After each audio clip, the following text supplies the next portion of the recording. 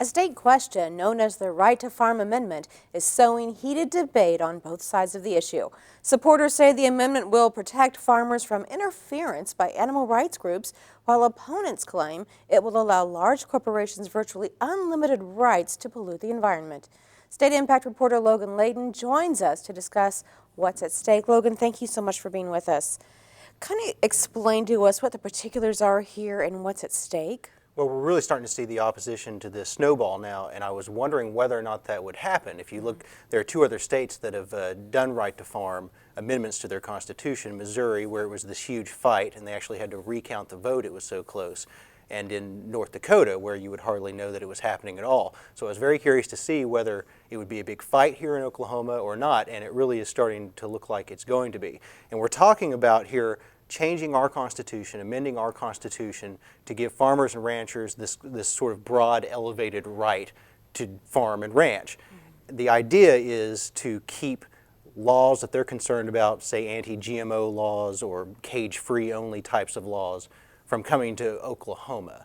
And so those sorts of laws would be immediately, they would run afoul with right to farm if they were to actually be put into practice. A couple of questions. Has there been precedent of the environment being harmed by farmers or animal growers after they realized there was a contamination? And does that set a precedent as a cause for concern? Well, that is what people who are opposed to this are mainly concerned about. A lot of the concern revolves around water. And I think OETA has reported on this in the past.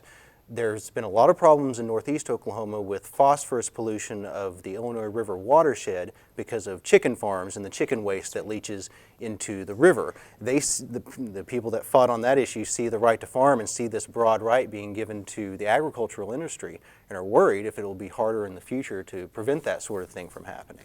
Well, does anyone have a way to balance this out? Has anyone come up with a middle ground? There is a law that's making its way through the legislature now, a bill that's making its way through the legislature that would, part of the right to farm says that you can't abridge these farmers' rights unless there's a compelling state interest. And the question is, well, what is a compelling state interest? There's a bill that would make the protection of water a compelling state interest. And so the hope is that that would sort of alleviate some of the concerns. I've talked to a lot of the opponents about it. They do not feel appeased at all by that bill. They say we're elevating this to be a fundamental right. And imagine how hard it is to take someone's freedom of speech away, for example. So it can't be reworded to give the legislature more sway? I am not 100% sure about that, but I don't think so at this point. The wording of it was decided upon last year. This bill that brought this state question came through last year, and we're getting close now. Can this come to grind to a standstill with this measure if there's enough opposition and contention over it?